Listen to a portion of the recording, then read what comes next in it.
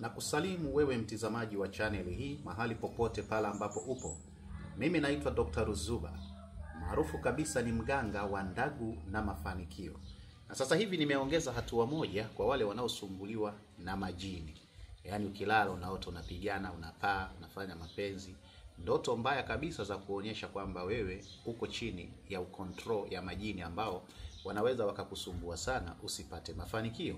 Sasa wewe unayenitizama mahali popote pala ambapo upo, leo nataka nikueleze kuhusu kafara ya kondoo wa kikoni.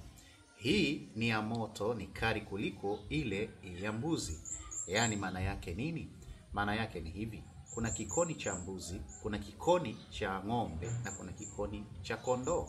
Sasa leo nataka nizungumzie habari ya kikoni cha kondoo. Huyu ni kondoo mweupe kabisa. Kama unamwangalia ni kondoo mweupe, lakini haikatai hata kama akiwa ni kondoo mwenye mabaka ya rangi nyeusi kidogo. Sasa huyu tunazungumzia mweupe. Jamani, katika maisha niliwahi kuambia kwamba Suleiman mwenyewe hakutajirika hivi hivi. Ibrahimu alikuwa na maisha mazuri, lakini Ibrahimu alikuwa anafanya makafara. Jamani, hata Ayubu wa kwenye maandiko alikuwa tajiri kwa sababu alikuwa anafanya makafara. Kwa hiyo hata wewe unayenitizama duniani huwezi kutajirika bila kutoa makafara ya wanyama. Na hii ndiyo njia sahihi.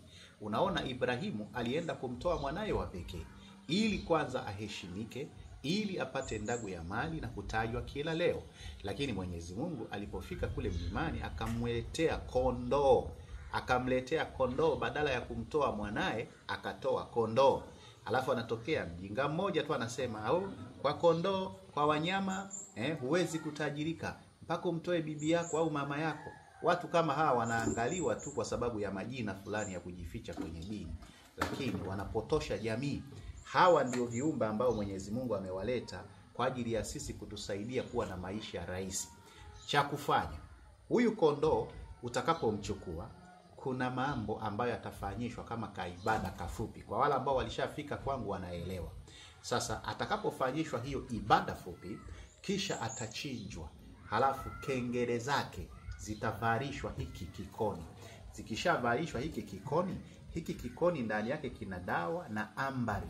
Kwa hiyo sasa itaamka kiumbe, yani ataamka kiumbe mwenye mchanganyiko kama jini au malaika kwa ajili ya kusimamia wewe uweze kutajirika na kukulinda. Watu watasema, "Oh, hiyo haipo kwenye maandiko ya kusimama viumbe kutusaidia." Kwani Musa aliongozwa na nani kule jangwani bana Israeli? Watoto wa Israeli unaona hapa anaweza kula kichwa huyu mnyama huyu bana, sio kabisa. Ana wadudu wawili hapa kichwani ambao wanafanyaga saa nyingine anakuwa mkorofi. Sasa anaweza kupambana na radi. Sasa wana wa Israeli tunasema waliongozwa na nguzo ya chuma, ambayo hiyo nguzo ya chuma, nguzo ya moto ambayo ndani yake alikuwepo malaika.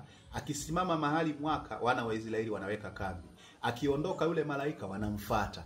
Kwa hiyo bila kuongozwa na kiumbe huwezi kufanikiwa katika maisha haya.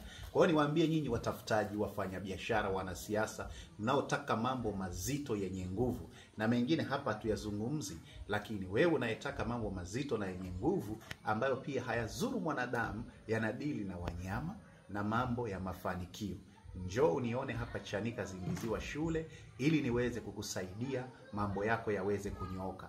Kuna watu kikamata pesa hauelewi zinaenda wapi. Hata wengine wakipata pesa mpaka ziishe ndio wapate pesa nyingine. Wengine kila mipango ya mafanikio huwa inaharibika. Sasa watu wengi sana duniani wamechezewa maisha yao. Ndio maana nakwambia kwamba huwezi ukawa na nguvu mpaka uwe na maarifa.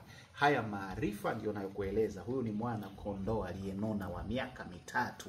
Ameiva kwa ajili ya kazi ya kuinua maisha ya mtu. Niambieni kwenye nsamba kama kuna kitu kinazidi huyu kondoo. Niambieni nyinyi waganga, hakuna kitu kinachozidi huyu. Tukikutengenezea lazima uwake kwenye maisha yako. Hata kama hupendi utaanza kupendwa.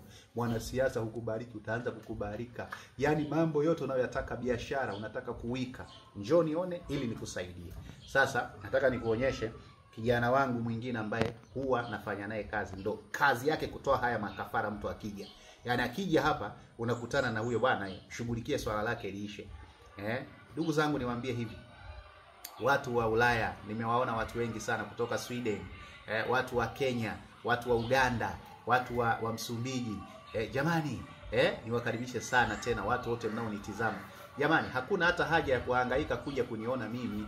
Hapo ukishuka Dar es Salaam, chukua mtu yoyote wa Huba gari, waambia kulete Chanika Zingiziwa shule ya sekondari.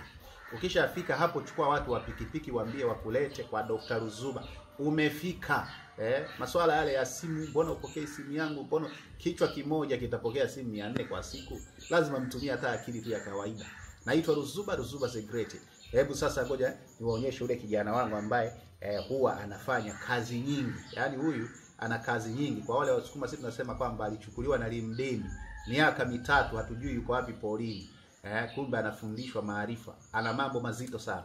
Unawaambiaje watu wanaoteseka? Nawakaribisha, tuko Chanika mwisho Zingiziwa shule, mwenye matatizo mbalimbali ya utafutaji. Nawakaribisha sana. Sawa. Watatulia matatizo yenu. Sawa.